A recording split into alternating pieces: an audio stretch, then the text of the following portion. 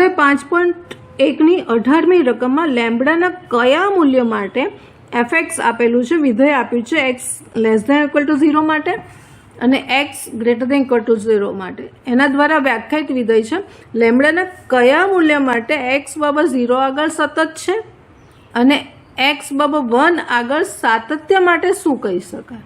હવે સૌથી પહેલાં તો x બરાબર 0 માટે આપણે જોઈએ તો જમણી ડાબી બાજુનું આપણે લક્ષ્ય પહેલાં મેળવી લઈએ. એટલે x બરાબર 0 આગળ આપણે જોઈએ છે પહેલાં, તો એના માટે આપણે x < 0 માટે જોઈએ, જમણી બાજુ જોઈએ માટે એનું લક્ષ જોઈ લઈએ. તો લિમિટ x ટેન્ડ્સ ટુ 0 જમણી બાજુ. હવે x < 0 માટે સૂત્ર છે 4x + 1. હવે અહીંયા xની કિંમત 0 મૂકતા મને 1 મળશે અને એવી રીતે x <0 ડાબી બાજુ લઈ લઈએ તો લિમિટ x ટેન્ડ્સ એનું લક્ષ લઈ લઈએ તો લિમિટ x ટેન્ડ્સ ટુ 0 ડાબી બાજુ x <0 માટે આપણી પાસે છે લેમ્બડા x² - 2x. હવે અહીંયા xની કિંમત 0 મૂકીશું તો 0 આવશે. હવે અહીંયા એ કીધું છે આ 1 ને 0 આવે છે ડાબી ને જમણી બાજુ. અહીંયા કીધું છે લેમ્બડાના કયા મૂલ્ય માટે આ સતત થાય. ધારો કે એ સતત છે, આપણે જોઈ લઈએ કે ધારો કે f એ x બરાબર 0 આગળ સતત છે તો શું થવું જોઈએ કે એનું જમણી બાજુ ને ડાબી બાજુનું લક્ષ સરખું થવું જોઈએ. fx બરાબર limit x tends to 0 - fx. પણ અહીંયા 1 છે, જમણી બાજુ સરખું થવું જોઈએ. અહીંયા 1 છે ઇઝ નોટ ઇક્વલ ટુ 0, શક્ય નથી. માટે અહીંયા આન્સર શું આવશે કે લેમ્બડાની કોઈ પણ કિંમત માટે f એ x બરાબર 0 આગળ સતત નથી. હવે અહીંયા આગળ બીજું પણ કીધું છે x બરાબર 1 આગળ, એટલે આપણે x બરાબર 1નું લઈ લઈએ તો એમાં પણ જમણી ડાબી બાજુ આપણે લઈ લઈએ. તો અહીંયા લિમિટ x < 1 માટે લઈએ તો લિમિટ x ટેન્ડ્સ ટુ 1 જમણી બાજુ. એટલે x < 1 માટે અહીંયા આપણી પાસે જે કિંમત એટલે સૂત્ર મૂકવાનું છે એ કયું મૂકશો તમે કે જ્યારે x < 1 છે તો 4x + 1 આવશે કારણ કે x < 0 છે. હવે અહીંયા 1 મૂકીશું તો અહીંયા 5 આવશે, અહીંયા 1 મૂકીશું તો અહીંયા 5 આવશે. અને એવી રીતે જ્યારે x < 1 હશે તો લિમિટ x ટેન્ડ્સ ટુ એનું ડાબી બાજુનું લક્ષ એટલે x < 1 તો અહીંયા પણ x < 1 માટે પણ 4x + 1 જ આવશે, 4x + 1 એટલે અહીંયા પણ 5 આવશે. માટે અહીંયા આન્સર શું આવશે કે f એ લેમ્બડાની કોઈ પણ કિંમત માટે x બરાબર 1 આગળ સતત છે. કારણ કે બંનેમાં મૂલ્ય તમને 5 જ મળે છે. બંનેમાં એ જે મૂલ્ય છે જમણી બાજુ અને ડાબી બાજુ એ 5 મળે છે, સતત છે. એટલે લેમ્બડાની કોઈ પણ કિંમત માટે એ x બરાબર 1 આગળ સતત થશે. સ્વાધ્યાય 5.1ની 19મી રકમમાં સાબિત કરો કે gx વિધેય is equal two x minus મહત્તમ પૂર્ણાંક x બધા પ્રત્યેક પૂર્ણાંક માટે અસતત છે. પ્રત્યેક પૂર્ણાંક માટે અસતત છે. અહીંયા આ મહત્તમ પૂર્ણાંકનો અર્થ ખબર છે કે એ આનું મૂલ્ય એ x જેટલો કે તેથી નાનો હોય તેવો મહત્તમ પૂર્ણાંક દર્શાવે છે. ટૂંકમાં મહત્તમ પૂર્ણાંક વિધેય છે. એટલે x માઇનસ મહત્તમ પૂર્ણાંક x એ દરેક પૂર્ણાંક માટે અસતત છે એવું આપણે સાબિત કરવાનું છે. અહીંયા આપણે ધારી લઈશું કે ધારો કે કોઈક એ બિંદુ લેવું પડશે ને, કોઈ પણ પૂર્ણાંક માટે, બધા પૂર્ણાંક માટે કીધું છે એટલે કે એક પૂર્ણાંક આપણે લેવો પડશે. તો પૂર્ણાંક સંખ્યા છે એટલે ઝેડમાંથી લેવું પડે.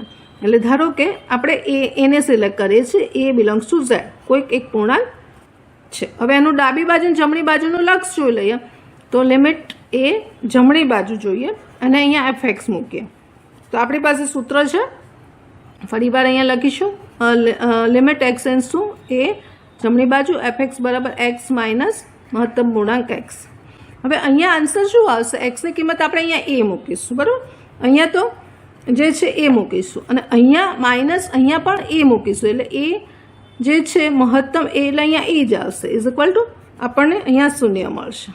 હવે એનું કારણ બતાવવું હોય તો limit x tends to A plus છે, એટલે એક્સ છે એ આ અંતરાલમાં આવશે, એ અને એ પ્લસ ડેલ્ટા આ અંતરાલમાં આવશે, અને માટે એ લેસ ધેન એક્સ અને લેસ ધેન એ પ્લસ 1 થાય, અને માટે મહત્તમ પૂર્ણાંક એક્સ બરાબર એ મળશે.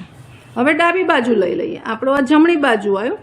હવે ડાબી બાજુ કે આ એક્સ ગ્રેટર દેન એ માટે આવ્યું. હવે એ એક્સ લેસ ધેન એ માટે જોઈએ તો લિમિટ એક્સ ટેન્સ ટુ એ, આ ડાબી બાજુ એફ એક્સ, આપણું સૂત્ર તો એ જ રહેશે. અહીંયા લિમિટ એ માઇનસ, અહીંયા તો આનું આ રહેશે એક્સ માઇનસ, પણ અહીંયા બદલાઈ જશે કિંમત મૂકવામાં, તો કઈ બદલાશે? તો અહીંયા આપણી પાસે મળશે એ અને આ માઇનસ એ પ્લસ 1 વધશે, એટલે અહીંયા 1 વધશે. આનું મૂલ્ય શૂન્ય આવ્યું, આનું 1 આવ્યું. હવે આ એ પ્લસ 1 કેમ મૂક્યું? તો આપણને ખબર છે કે limit x tends to A minus ડાબી બાજુ છે, માટે જે આપણો એક્સ છે કયા અંતરાલમાં હશે? એ માઇનસ ડેલ્ટા અને એ, આ એની વ્યાખ્યા છે બધી, અને માટે a minus 1 less than x less than મહત્તમ પૂર્ણાંકનું જે છે ને વ્યાખ્યા વિધેય એ છે, એટલે આ મહત્તમ પૂર્ણાંક એક્સ બરાબર એ માઇનસ 1 બનશે. હવે અહીંયા તમે જોશો તો ડાબી જમણી બાજુ જે લક્ષ છે એ સરખું નથી, not equal to limit x tends to a f x ડાબી બાજુ એ સરખું નથી, મતલબ અસ્તિત્વ જ નથી. જે આ વિધેય છે એનું અસ્તિત્વ, ડાબી બાજુ ને જમણી બાજુનું લક્ષ સરખું જ નથી, મતલબ limit x tends to a f એક્સનું અસ્તિત્વ જ નથી, અસ્તિત્વ નથી. અને તેથી એફ એ દરેક એ બિલોંગ્સ ટુ ઝેડ, એટલે કે દરેક પૂર્ણાંક આગળ અસતત છે. અધ્યાય 5.1 ની 20મી રકમમાં એફ એક્સ બરાબર x square minus sinus plus 5 દ્વારા વ્યાખ્યાયિત વિધેય એક્સ બરાબર પાઈ આગળ વ્યાખ્યાયિત છે એવું કીધેલું છે. હવે અહીંયા આપણે લિમિટ જે છે જોઈ લઈએ. Limit x tends to pi જમણી ડાબી બાજુને સીધું લઈ લઈએ, એટલે આમાં સેમ આવી જશે. Pi f x is equal to limit x tends to pi x square minus sine x plus 5 આ આપણું વિધેય છે. હવે એમાં શું મૂકવાનું છે? એક્સની કિંમત પાઈ મૂકવાની છે, એટલે અહીંયા પાઈ સ્ક્વેર માઇનસ અહીંયા સાઇન પાઈ આવશે અને પ્લસ 5 આવશે. હવે સાઇન પાઈની કિંમત ખબર છે શૂન્ય છે, માટે અહીંયા આપણી પાસે વધશે પાઈ સ્ક્વેર પ્લસ 5, અને એફ એક્સમાં પાઈ આગળનું મૂલ્ય જોઈ લઈએ તો એ પણ આવશે pi square minus sign pi plus 5, એટલે એ પણ આવશે પાઈ સ્ક્વેર પ્લસ 5 આવશે. અહીંયા પણ સેમ આવશે, માટે આપણે લખી શકીશું limit x tends to pi f x બરાબર પાઈ આગળનું પણ મૂલ્ય છે, અને માટે એફ એ એક્સ બરાબર પાઈ આગળ સતત છે. અહીંયા ખાલી વિધેય આ રીતે જ આપ્યું, જમણી ડાબી બાજુ તમને નથી આપ્યું, ખાલી એક પોઈન્ટ આપ્યું છે, પણ એવું નથી કીધું ગ્રેટર દેન પાઈ લેસ દેન પાઈ વાળું સૂત્ર નથી આપ્યું, એટલે આપણે આ રીતે એને સમજવું પડશે. 5.1 ની 21મી રકમમાં નીચેના વિધેયનું સાતત્ય ચર્ચો. એમાં 3 રકમ છે. એમાં એફ એક્સ બરાબર સાઇન એક્સ વત્તા કોસ એક્સનું સાતત્ય ચર્ચવાનું છે, કે એટલે એ સતત છે કે અસતત. અહીં કોઈ પોઈન્ટ નથી આપેલો, એટલે આ વિધેય જે છે એના પ્રદેશમાં આવેલા દરેક બિંદુ આગળ એ સતત છે એમ આપણે કહેવાનું છે. હવે આનું ખબર છે કે આનો વિધેય એફ છે, એનો પ્રદેશ છે આર, પ્રદેશ આર છે, તો આર ઉપરના બધા બિંદુ ઉપર એ સતત છે કે નહીં ચેક કરવાનું છે. તો એના માટે આપણે કોઈ પોઈન્ટ એ ધારીશું કે ધારો કે એના પ્રદેશમાં બિંદુ સ્મોલ એ છે, બરાબર. આના માટે આપણે જોઈ લઈશું, એટલે કે આ બધાનું પ્રતિનિધિત્વ કરશે. આમ જોઈએ તો સાઇન વિધેય ઓલરેડી સતત વિધેય છે, કોસ વિધેય પણ એના પ્રદેશમાં સતત છે, તેનો સરવાળો એની બાદબાકી અને ગુણાકાર સતત જ હોય. પણ બતાવવાનું કઈ રીતે તો આપણે જોઈ લઈએ. એટલે ધારો કે એ બિલોંગ્સ ટુ આર અને એની ડેફિનેશન ખબર છે કે સતત માટેની શું છે કે આ પોઈન્ટ આગળ એનું લક્ષ્ય fx બરાબર fa થાય તો એ સતત છે. એ આપણે અહીં બતાવી દઈએ. એટલે ધારો કે એ બિલોંગ્સ ટુ આર માટે એનું લક્ષ્ય જોઈ લઈએ. એ બિંદુ આગળ limit x tends to a fx, આપણી પાસે fx વિધેય આપ્યું છે એ મૂકી દઈએ. તો limit x tends to a વિધેય આપ્યું છે sin x વત્તા cos x. હવે એક્સની કિંમત આપણે એ મૂકી દઈએ એટલે આપણને અહીંયા મળશે sin a વત્તા cos a. જમણી ડાબી બાજુનું બંને આવી ગયું. અને હવે એ બિંદુ આગળ અને fa પણ sin a વત્તા cos a છે અને માટે